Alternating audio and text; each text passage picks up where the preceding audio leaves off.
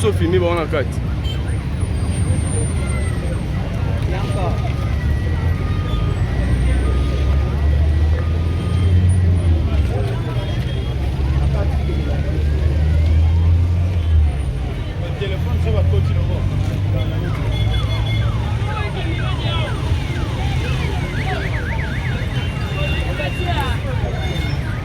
Kati balingaka te.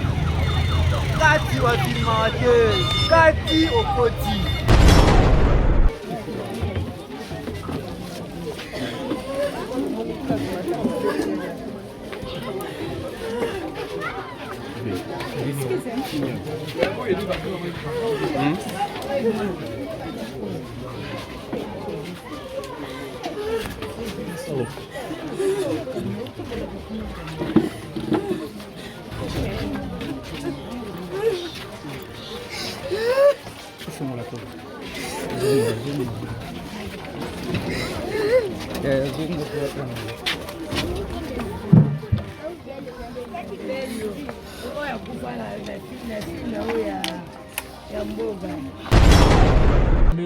Babiloko wana nyonso oyo bakosala bafrai eutami kuna gloire à Dieu.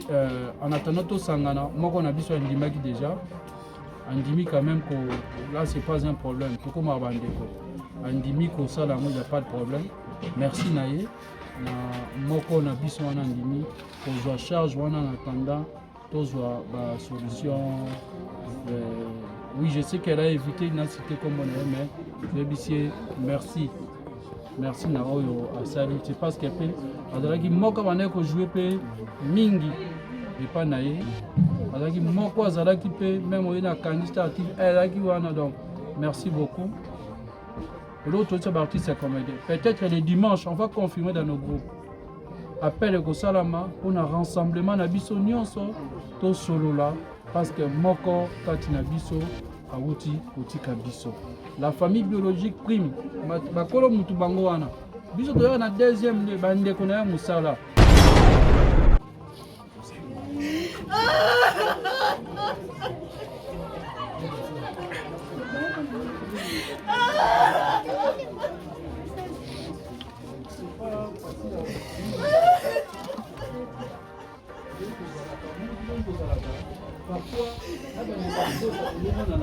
Après un mois.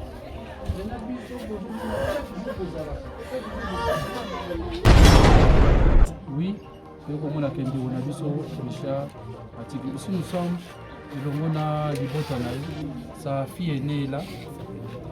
Sa fille est née là.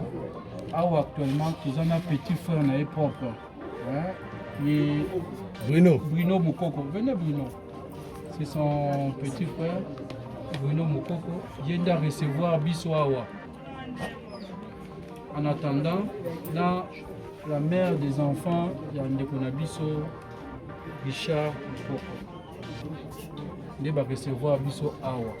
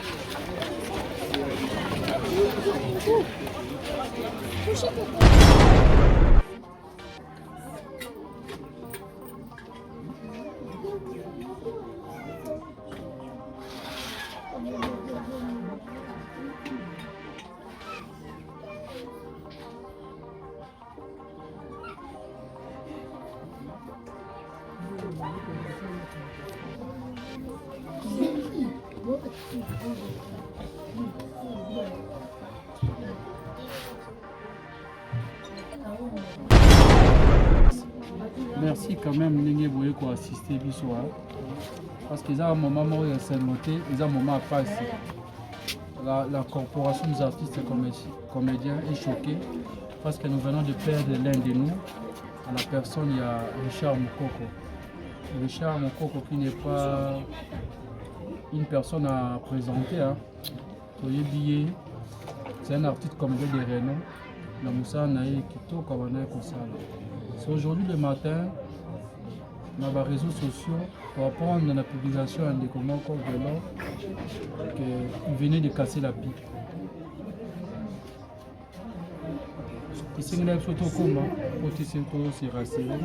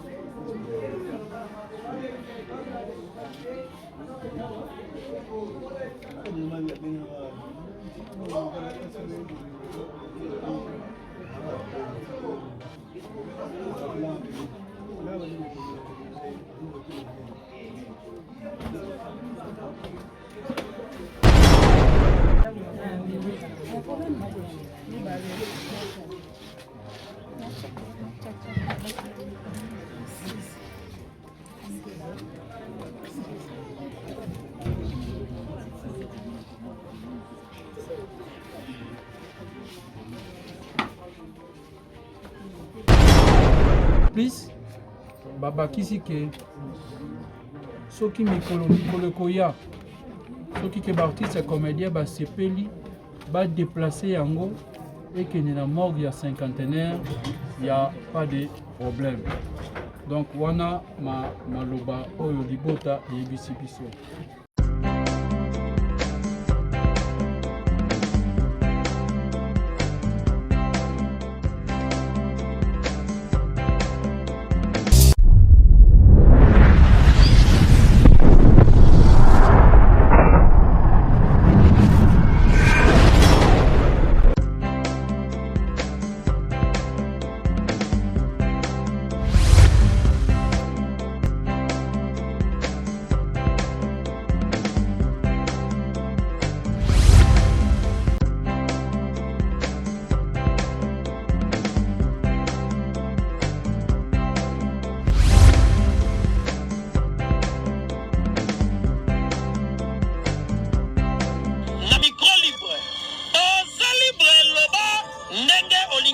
Kofinga tepo Jemima Ibele alobi aweza masolo ya bato mayele 24 heures sur 24 heures. S'abonner na yo on consomme information ndenge esengeli.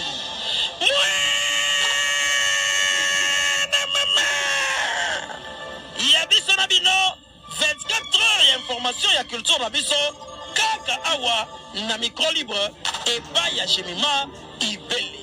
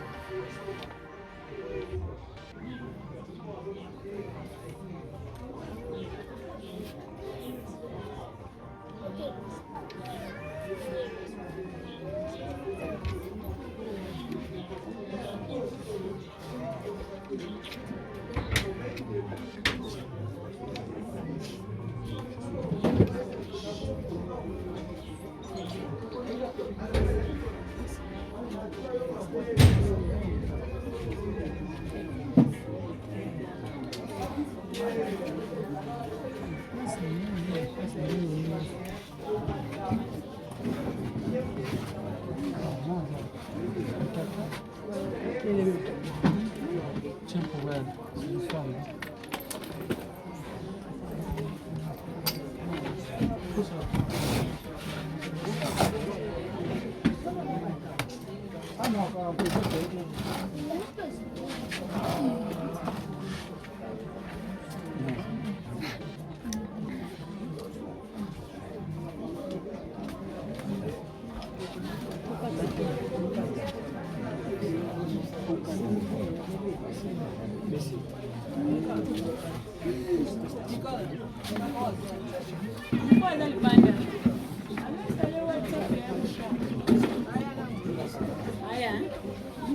Mais on fait pas mal.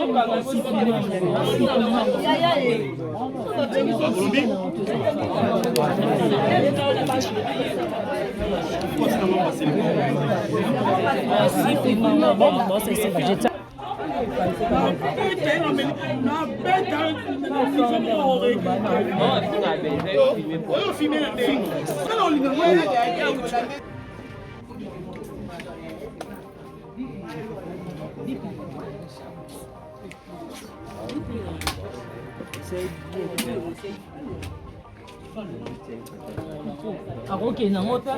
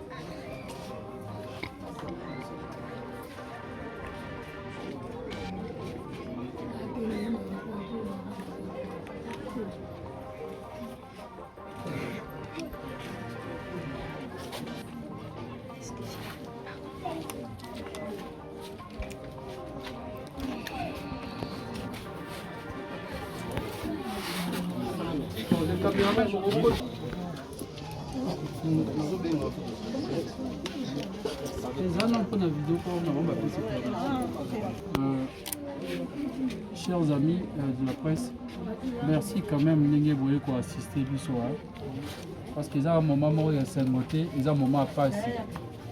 La corporation des artistes et comédiens est choquée parce que nous venons de perdre l'un de nous.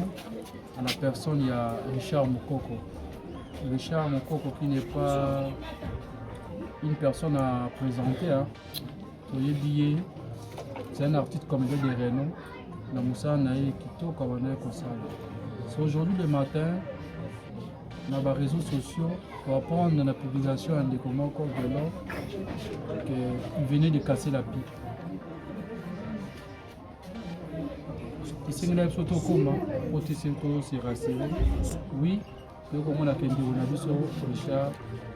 nous sommes, sa fille est née là. Actuellement, nous avons un petit frère propre. Hein? Bruno Mokoko. Venez Bruno. C'est son petit frère, Bruno Mokoko. Il vient de recevoir Bissoawa. En attendant, là, la mère des enfants, il y a un Bisso, Richard Mokoko. Il va recevoir Bissoawa. Pour le moment, vie et Tanaï, selon la famille, il y a crise, il y a tension. Crise à tension, malheureusement, il était seul. Nandaku. Après ce jour, au deuxième jour, il y a déjà crise à tension. C'est aujourd'hui, les babimisi mbango pour que l'hôpital. Le médecin ont fait l'essentiel, mais Dieu en a décidé. Ça, c'est la deuxième famille, la grande famille Tongaka. Moi, j'étais dans Moussala. Les artistes, Nazub appelle les artistes. Il a dit, bon, vous n'avez pas de choix. La salle est fort, na koma awa. Touti na morgue, jusqu'à toucher na morgue ya sana. Balbi, ils la malamu. Embaumer les loups. D'accord, il y a famille. Petit frère naïe, na moi si, pesi accord pour embaumer. Papa peine de konabango. En plus, baba kisi que ceux qui mikolo koya, ceux qui sont artistes comédiens, se peli, déplacer yango et que dans la morgue il y a cinquantenaire, il n'y a pas de problème. Donc, wana maloba oyo libota et biso biso tozaka biso ate tozaba artiste comédien nyonso misusu bazali na ba tournage misusu bazali boye tokozwa sango pe tozomema tokokuta na biso nyonso ba artiste comédien pe ndenge tosololaka biso ezali likambo esengo ezali likambo ya pasi ezala makambo nyonso ya biso tosanganaka lokola libota et de trouver la solution. Gloire à Dieu, merci. Comme il s'agit d'abord d'embaumer, Babilo Kwana, Nyoso, Barosala, Bafré, Outamikuna. Gloire à Dieu, en attendant tout Sangana, moi qu'on a vu sur Ndimaki déjà. Ndimi quand même, là c'est pas un problème. Tout comme Abandeko. Ndimi, ça, il n'y a pas de problème. Merci Naye. Moi qu'on a vu sur Ndimi, qu'on doit charge en attendant. La solution. Oui, je sais qu'elle a évité une cité comme on a, mais merci. Merci Naoyo Asali. C'est parce qu'elle fait. Adragi Moko Vaneko jouer Mingi et pas Naye. Adragi Moko Azalaki même on a candidat. Elle a qui donc merci beaucoup. Et l'autre artiste c'est comédien. Peut-être les dimanches, on va confirmer dans nos groupes. Appel au Salama, on a rassemblement na biso nyonso to solo là parce que moko katina biso awuti kotika biso. La famille biologique prime. Bakolo mutu bango wana. Biso to na deuxième bande ko na musala parce que osenga na biso peto solo là, oto balolenge nini to ko honorer ndeko na biso. C'est pas parce que c'est ma koufi. Même tant moi qui envie, ceux to kutani to ebane to sunganaka. Waneza makamna biso. Voilà un peu tout koloba yango wana. Tonga to loba boy. On a éviter les ondes hein. To peut ça quand même version en famille ou petit biso. Yango wana ya crise d'attention azalaki yemoko. Les gens vont se demander boy azaki ne muta c'est ce que la famille nous a dit azaki yemoko na sali crise d'attention. Nous savons que Richard pour Nabato Mingi il est mort. Mais pour nous, Richard n'est pas mort, car il restera éternel à travers ses œuvres. Message à Makasi, Otoïko Pesa, Yangoana, Sika Biso, tout se rendre na morgue, pour notre aussi sa makamunion sur Sénaïkouna, na Kwambome, et si là, pour les samedis, on va voir les samedis, avec l'autorisation de la famille, tout l'ongola, Zoto, tout le mangona, morgue ya 51 pe to pesa rapport na pourquoi boyebi tozana ba association tozana ba lisanga na biso bankumu bakulutu na biso pe azali to ko pesa bango rapport ya makamuna sur eleki pe bango pe ba pesa mayena mo etanke ba bokulaka bakolo ndenge kani to ko sala to répéter matanga ezala d'abord ya famille biologique bango nde bakolo matanga toyebi ke bazana bana ba papa pe ba na sima. Je ne sais pas si leur famille n'est organisée. On peut savoir ce point focal vraiment en contact.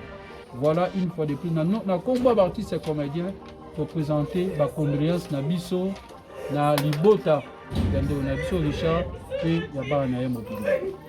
Merci beaucoup. Je ne sais pas si une de moi en Liboba. Voilà où tu es Koloba.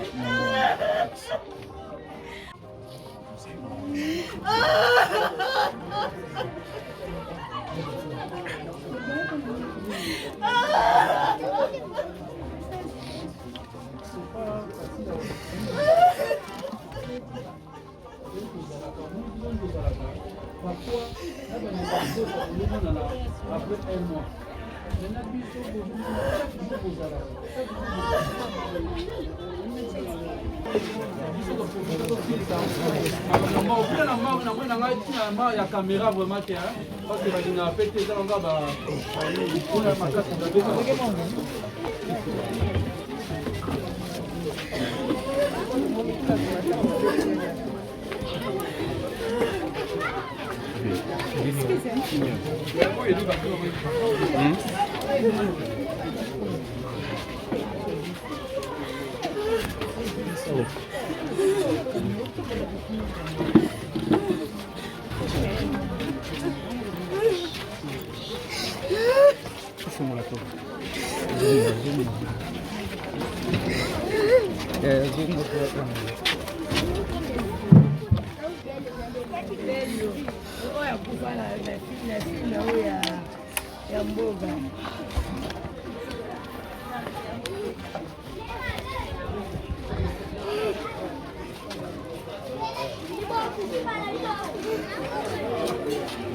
pourquoi tu as la minute? Bon, vous avez dit que vous avez commencé.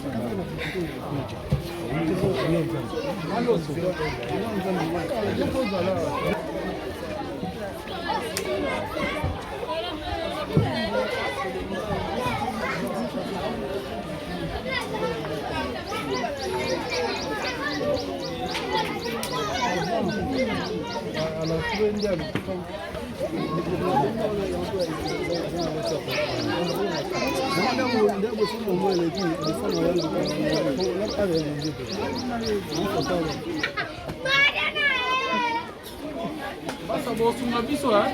Soko sisi na biso la tokati na mo kuna kutima na makuna za and the lips.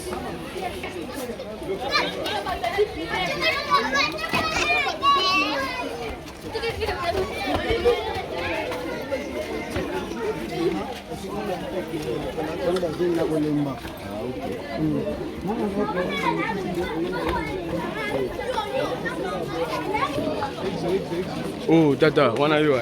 Nazui yo lelo. Nazui yo. Merci.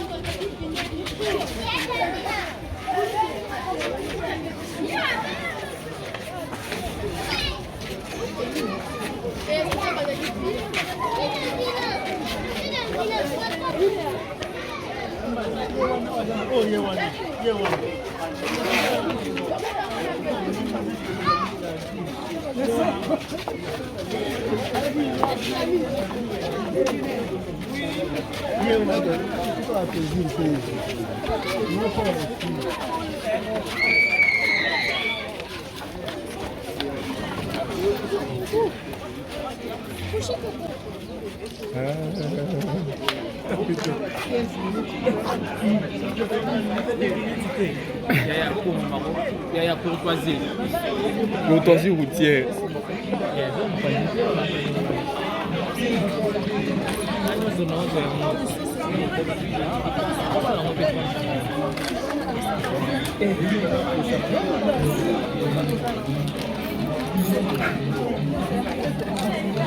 Oui,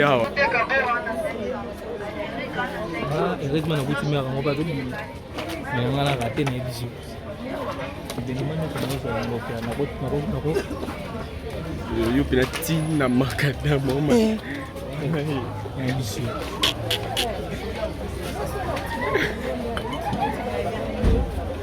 appelle mon écoute dans la yana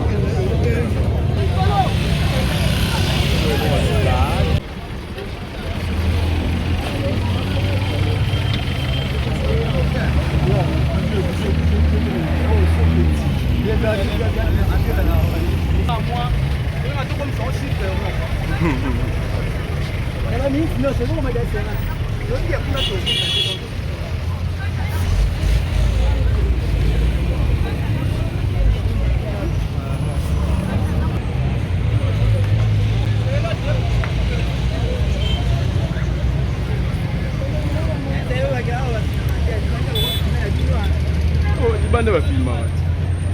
Vous so filmer ba on kati.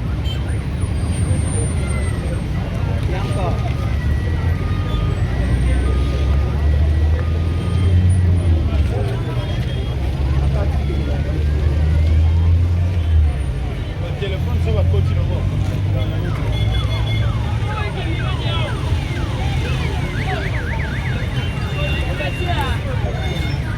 Akati balinga te. Kati wa filmate, kati okoti.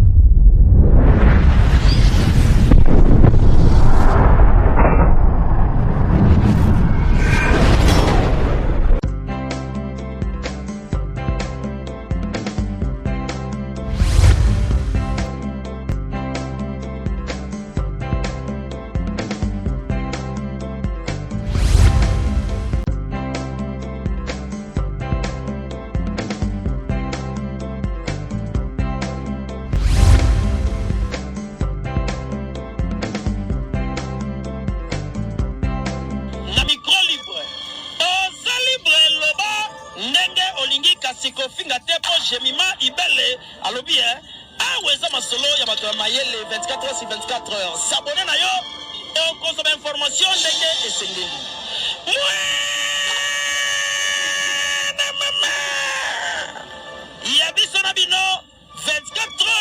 information ya culture na biso kaka awa na micro libre epai ya Jemima Ibele.